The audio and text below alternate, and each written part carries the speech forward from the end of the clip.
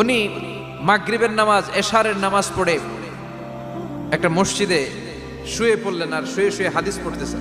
কি পড়তেছেন? কথা বলেন। আর মনে মনে ভাবলেন রাতটা মসজিদে কাটায় দিই, ফজরের নামাজ পড়ে আবার বেরোবো। কিন্তু দারোয়ান এসে বলে মসজিদে থাকতে পারবেন না, ওঠেন।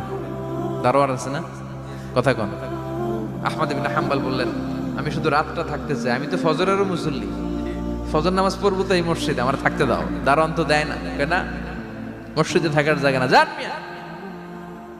উনি যে আহমদ ইবনে হাম্বল এটা চিনে নাই, থাকতে দেয়। কি করবে এখন? উনি কাঁথা গুছিয়ে হাদিসের কিতাব নিয়ে কাঁধের মধ্যে ব্যাগ নিয়ে মসজিদ থেকে বেরোয় গেলেন। কি আর করবেন, প্রচন্ড শীত, আর কাঁপতেছেন, বুড়ো মানুষ।